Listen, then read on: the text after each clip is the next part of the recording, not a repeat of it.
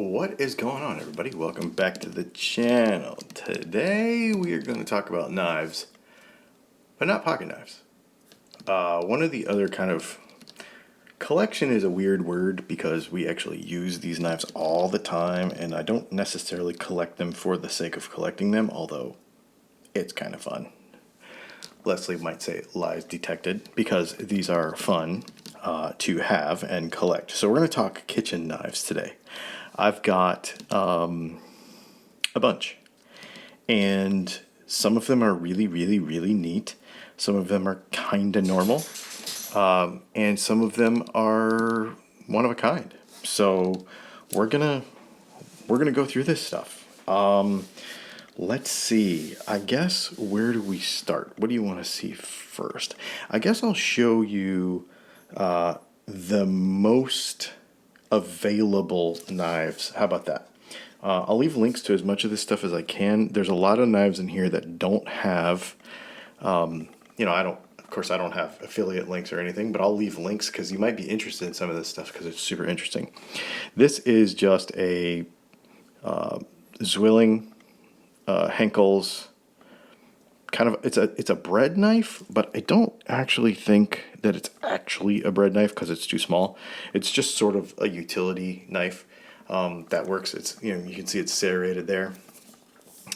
Just a normal, I think this is like their Henkel's, classic sort of deal. I don't even know what steel it is, etc. It's just a knife. And it works good. You use it for all kinds of utility sort of stuff around the kitchen. So there's that one's the first one. And then we have another knife that's similar to that, that's fairly available. And this is by Schoon Cutlery. This is a Schoon Classic Ultimate Utility.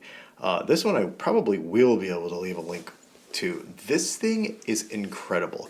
It looks weird. It's got a really pretty stabilized wood handle.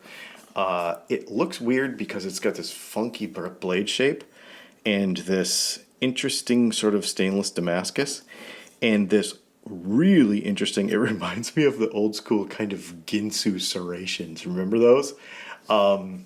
Super fun. It's awesome. And honestly, this is a knife you could probably cut your shoes up, just like the old Ginsu stuff. It's super sharp. Can use it for lots of fun stuff. And this is the knife that, I don't care what you use this for because that's sort of what it's for.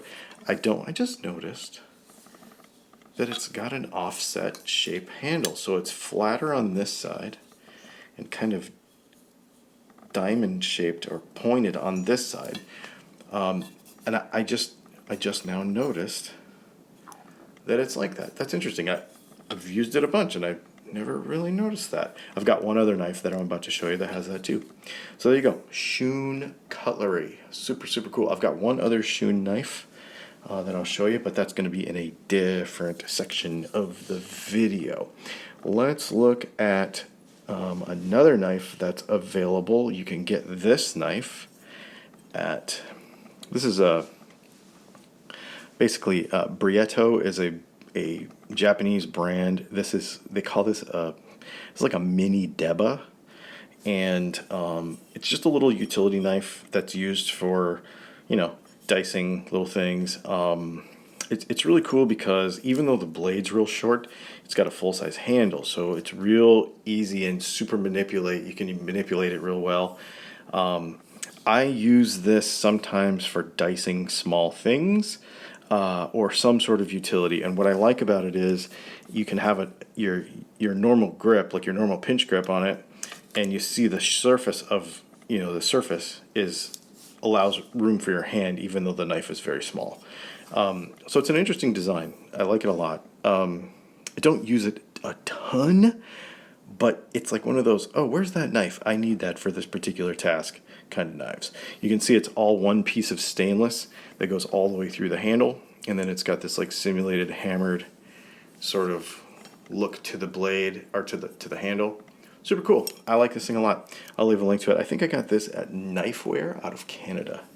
So that's a pretty cool little dude. And then Still going on from the same site actually. This is an Arcos steak knife. So something in my food, of course, I don't really eat steak, but I like to have it around because if somebody else comes over, they gotta be able to cut their steak. Now something that you'll notice on this knife, that it is missing serrations. If you look into Japanese cutlery and you look into their method of cutting meat, they'll tell you that a sharp, non-serrated knife will not damage the meat and keep more flavor in the meat from leaking out. And so that's why we have a very thin, very tapered, very thin, flat ground, non-serrated, and extremely sharp edge. Super cool. I think we've got a set of 6 of these. I just brought one, but we have a set of 6 of these. So there you go. A non-serrated steak knife. Did you know that that was a thing? I'll leave a link to that. Really, really cool knife. Really cool set of knives. All right, let's see. What's the other one? I've got another one over here that's a little bit more readily available. I haven't had it for very long. This is by Zwilling Henkels. This is a Bob Kramer 7-inch chef's knife. Stabilized wood handles. It has that very familiar, that we just talked about, diamond shaped, like a peak on one side and more flat and round on the other. I thought as a left-hander that I was not going to like this. I thought that I was going to be annoyed by it, but it actually fits in my hand perfectly, and the knife doesn't twist in my hand as I use it. I think this is Leslie's new favorite. We've had this for, I don't know, a few months now, and it has really become a staple.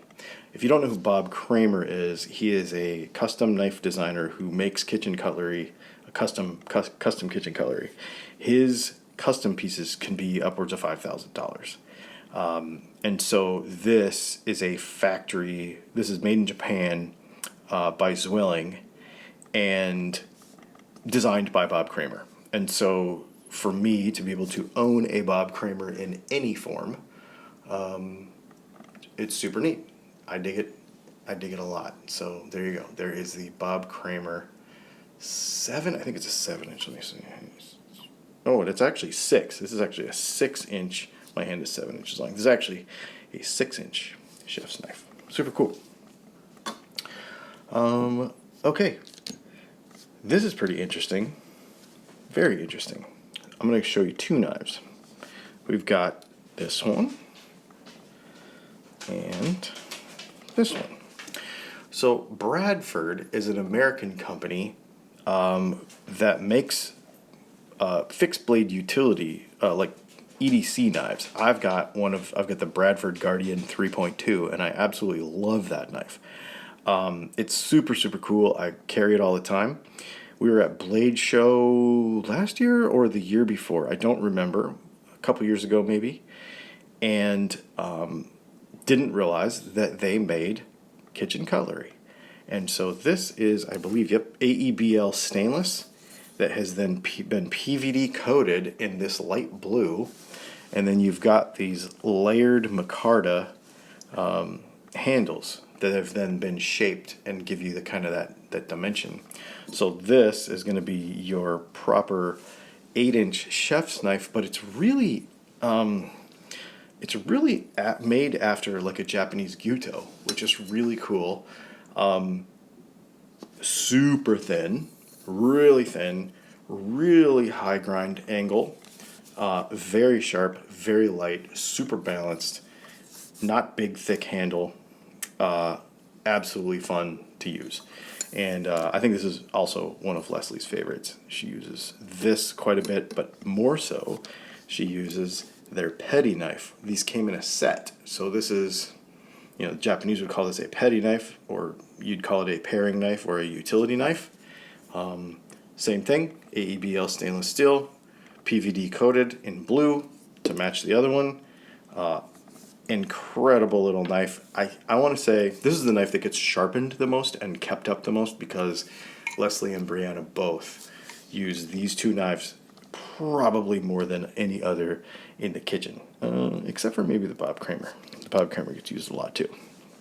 So yeah, super, super neat. You'll notice that all of our knives kind of go towards the Japanese architecture and away from the more common, American or German, Western Europe architecture. A lot of our stuff is very thin, much harder steels, and more Japanese than German, kind of by design. So those two are very cool. These are American knives, obviously. They're made in the United States by a very small company. I would definitely recommend that you support them. They make incredible stuff, and they are the nicest people. Absolutely the nicest people. We talk to them every time we go to a show and meet them. They're very, very cool. I'll probably buy another knife from them this year. Super cool. So that is the Bradford, USA kitchen set. All right. Let's see, what else? Okay, so this knife I actually bought this morning. I didn't plan to, but I did. Again, very Japanese, so sort of a Boonka, but not really. Santoku Boonka sort of thing, but not really, right? Because it's got this funky angle coming down. It is, what is this? OS 10 stainless steel with this stabilized wood handle. You notice that this is actually a full tang situation with a little lanyard loop on the back, which is interesting. I won't use it. But I saw this. I actually went into a store this morning to buy some cooking oil. And they had this on the wall, and I was like, man, that thing is neat. What a cool kind of middle of the road. This might be my new grab it for everything knife. Now, the reason I have this, the reason I bought this, and the reason we have this, and the reason we have this is because these knives, these three kind of designs, these steels, are really, really durable. And of course, they're all stainlesses. And so the maintenance on them is not as big of a deal. The sharpening is pretty straightforward. They'll be heavier duty. You'll be able to accidentally chip them against stuff, and they'll probably be fine. And so it's nice to have knives that you don't necessarily have to worry about. And at this point, you're probably thinking, why would you have a kitchen knife that you would quote unquote have to worry about? That is because my personal favorite knives in the kitchen are hand-forged Japanese knives. And so, this is the first of them. This is a Moritaka Karuchi Nikiri. This is a hand-forged carbon steel wah handle. That's this type of wah. So this is a buffalo bone with a wood backside, and this is not a full tang. So this actually comes in here and then stops right about there. And this is carbon steel. This is sharpened to a 12 or 15 degrees, and this will draw blood. This dude right here, this is, so for those of you that are not familiar, a Nikiri is basically a Japanese vegetable knife. The reason it's a Japanese vegetable knife is because it makes flat contact with the cutting board. This has got a little rock to it. You can see it kind of tapers up here at the tip. But basically the idea there is that when you cut a vegetable all the way down, then it cuts all the way down and it cuts all the way through the vegetable. It does not have a curve on the bottom, so there's no rock necessary. So you would literally grip the vegetable like this, and then you would work your way across the vegetable, and it would completely cut all the way down to the cutting board. So that is what a Japanese Nikiri or vegetable knife is. This is the Moritaka Karuchi Nikiri. I got this one from Knifeware in Canada, and it's a hand-forged piece by a gentleman in Japan. Pretty neato. And the reason we bring up maintenance is because this is carbon steel. It will rust if you leave onion juice on it. It will rust if you do not dry it. It will chip if you slam it against a avocado pit. That sort of thing. And so these knives you use them for what they're for, and you'll see here in a minute that the Japanese stuff is like, this style of knife is used for a certain thing, and then there will be another Japanese knife that will be used for another certain thing. And so they're more kind of case or task specific, and so that's why we have some of this other stuff around, because you can just grab it for whatever, where these are a little bit more, I don't want to say specialized, but I guess that's kind of the right word. So there you go. There's my Niri, and I absolutely love that thing. My probably favorite knife in the kitchen is this guy right here. This is and I apologize if you're Japanese or you're familiar with these knife makers, blacksmiths, because I don't speak Japanese, and so I'm giving you my best phonetic pronunciation of these names. So this is Yoshikane Nashiji, and these are his Boonka and his petty. And so petty would basically be like the Japanese utility knife, sort of like this guy or some other sort of paring knife almost. And so it's just a little different style.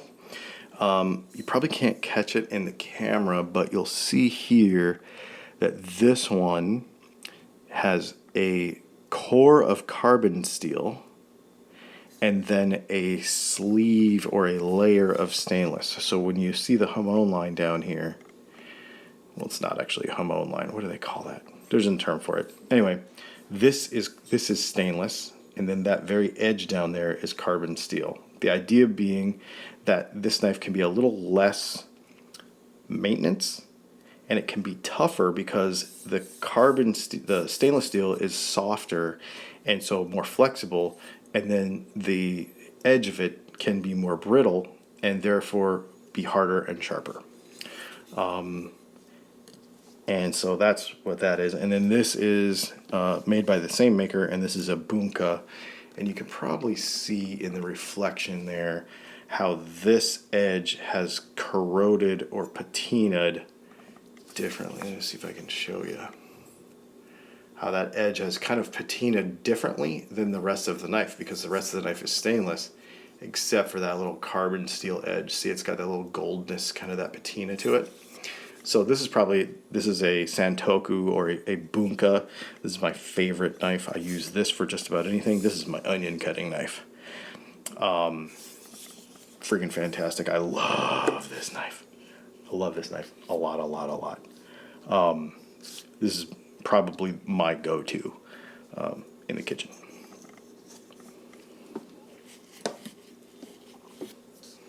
All right. How many more we got? I guess we just got one more. All right. So this is the Hitohira Tanaka 240 millimeter Gyuto. This knife is basically what you would consider a Japanese chef's knife, right? Like when you think of a normal 7 or 8 inch chef's knife, that's what basically this is. But this is 240 millimeters, however long that is. And this is a hand forged piece, same thing, wah handle, partial tang, but this knife is all carbon steel. So the entire thing is carbon steel. But it is still made in layers. So there's 3 layers of carbon steel. There's one on this side, one on this side, and then a core carbon steel that is harder. I have actually chipped this knife before and had to re-flatten and re-profile it. But it is back to good now, and absolutely one of the sharpest things you'll ever use. But this is pretty good thing. This is a pretty good knife. This is super fun. It is it's big, but when you have it on the cutting board and you're doing what you need to do, it's very well balanced, because you'll pinch grip like this. You don't actually hold the handle like this. You actually pinch grip this way, and so you'll find that balance. You'll be going through, I don't know, maybe a potato or something, and it's absolutely perfect. Super fun. This is a really cool knife. So I got this one at a place called Carbon Knife Company in Denver, Colorado. In fact, I think this knife, and this knife also, these three came from Carbon Knife Company in Denver, Colorado. And so every time I'm out there, I'll stop by there and see what might need to be bought, because I like kitchen knives. I think they're cool. So there you go. There is my kitchen knife collection. Gives you an idea of the very varying purposes of, all the various stuff and what it's for. And if you have any questions, let me know. I'll leave a link to as much of the stuff as I can find links for, because like I said, this stuff can be kind of quote unquote specialized. But even if I don't have an affiliate link for it, I'll share it with you. And so maybe if you're interested in something cool, you can do it. Thanks for hanging out, and we'll see you in the next video. Make sure you like and subscribe and all the things.